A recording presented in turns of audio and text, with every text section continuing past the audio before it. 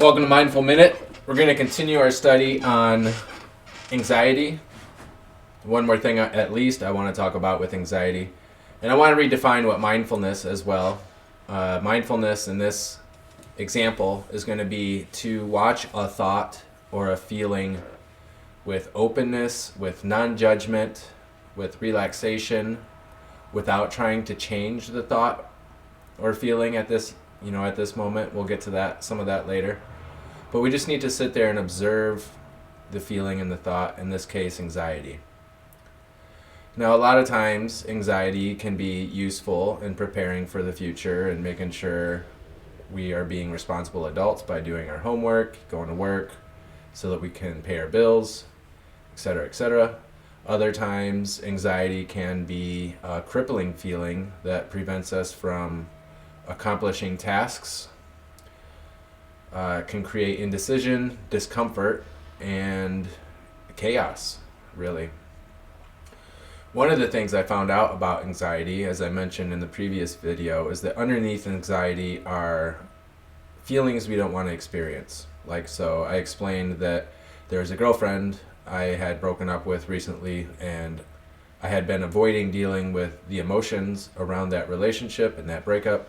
And so I was getting a lot of anxiety because of it, because I didn't want to deal with that sadness. Another thing that hides under anxiety, and this is getting a little foo-foo, woo-woo, but there's this concept called the inner child. And then the inner child is created when we experience intense circumstances or events in our youth, and we're just not able to process it at that time. And so we kind of split off in our psyche a little bit, in our subconscious, and we create this little version of ourselves of that time frame. And that little kid inside of us, you can look it up online, there's totally inner child work out there if you want to delve in deeper, but that little kid inside of us is really trying to get our attention and communicate something. And anxiety is a way that little kid tries to get our attention. So think of that when you're approaching anxiety. Like, how would you approach a kid that's hurting, either emotionally or physically?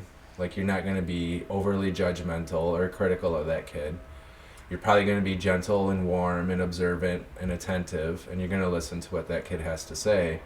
And that's the same thing we have to do with ourselves and with our subconscious inner child or inner children, depending on how much trauma you had, to get that kid to open up and tell us what it needs to say.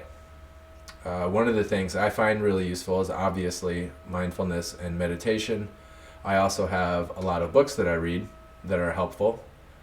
And I do paint as well. I do make a lot of art. I find that to be a very meditative experience and a very communicative experience. And it helps get a lot of that anxiety and just energy that's stuck inside my body or in my throat. It helps me get it out into the open and express it into the material world, and I typically feel quite a bit better and lighter and freer after I make a painting. Painting's so powerful for me that there have been times when I was painting that I just started weeping as the energy was coming out of my hands and onto the canvas. And I just think it's a really powerful tool for a lot of people. And you don't have to be great at painting. My paintings are very chaotic and loud in color, and I definitely would not call them fine art. I call them rough art, actually. You can see the pain and the confusion in my paintings when they come out. But I do think they look cool, and I do have them around my house, and it does make me feel good that I can do something like that. And even though they might not be the best paintings, they do add a sense of serenity and mindfulness to my residence. They make the place look more vibrant and just feel more like home to me. So today's mindful minute then will be, how can we hold this anxiety in a different attitude? How can we listen to it just like it was a little kid? Let it talk, let it express itself. Sometimes the little kid doesn't want to talk, it just wants to sit there and be sad. How do we be with that kid while it's doing that?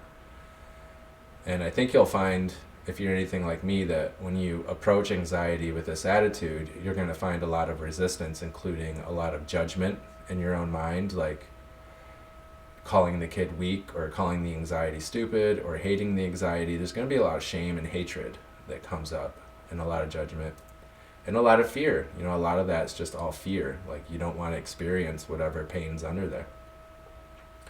So be gentle, be kind to yourself. Let that pain or the sadness or whatever it is bubble up to the top so that it can come out and heal. And we'll see you again next episode. Take care.